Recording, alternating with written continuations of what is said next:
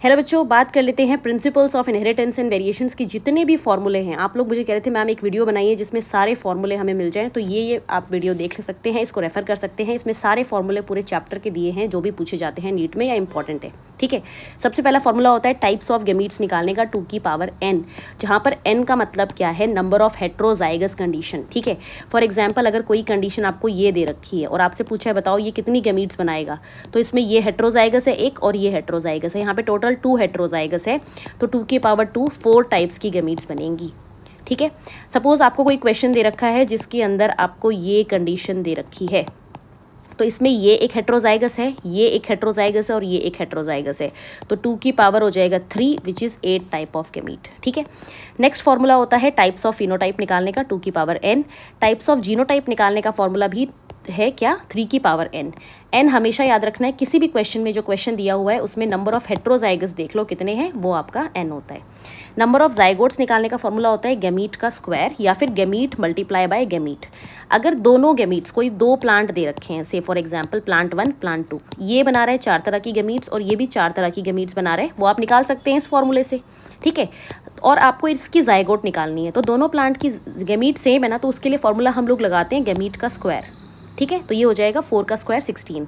But अगर suppose करो एक प्लांट है और एक प्लांट दूसरा है, ये बना रहा है 4 तरह की गैमीट्स और ये बना रहा है 8 तरह की गैमीट्स, तो इसके लिए आपको जाइगोट निकालने के लिए इनको आप 4 का स्क्वायर 8 का स्क्वायर मत करना, आप इनको मल्टीप्लाई कर देना, ये तो आंसर आ जाएगा 32। ठीक है, इस तरह से क्वेश्चंस आएंगे तो थोड़ा ध्यान से आपको करना है। नेक्स्ट देखो formula for test cross. Test cross के लिए जो फॉर्मूला होता है वो फिनोटाइप और जीनोटाइप दोनों निकालने के लिए फॉर्मूला है 2 की पावर n। यहाँ पर भी n का मतलब है नंबर ऑफ हेट्रोजाइगोट्स। ठीक है, फिर मल्टीपल अलीजम जिसमें एक जीन की 2 से ज़्यादा अलील्स होती है, उस पर जीनोटाइप निकालने का फॉर्मूला है n/2 n+1 और फिनोटाइप निकालने का फॉर्मूला होता है n+1। ठीक है, मल्टीपल एलिलिज्म का आप एग्जाम्पल देख सकते हैं ब्लड ग्रुप के केस में। ठीक है, मैंने इस पे वीडियो बना रखी है, आप रेफर कर सकते हैं। उसके बाद है formula for polygenic inheritance. Polygenic inheritance होता है जहाँ पर कि बहुत सारी जीन्स मिलकर किसी एक कैरेक्टर को कंट्रोल करती हैं, तो वहाँ फिनोटाइप निकालने का फॉर्मूला है 2n+1 और जीनोटाइप निकालने का फॉर्मूला है 3 की power n।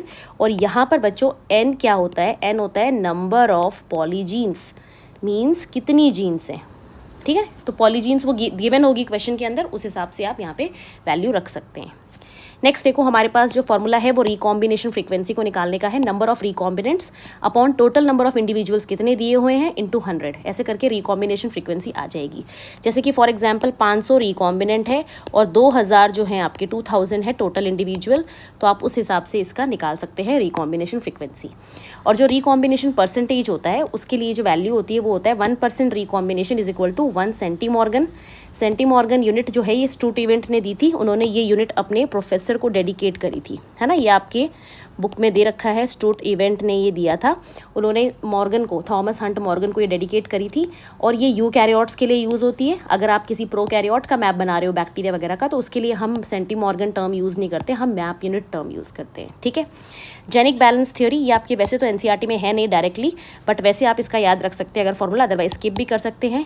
Genic balance theory के लिए क्या होता है कि जो फॉर्मूला होता है निकालने का वो है x/a रेशियो, जिसमें x क्या है, मतलब total number of x chromosome कितने हैं अपॉन में सेट्स ऑफ ऑटोसोम कितने होते हैं वो आपको बताने हैं।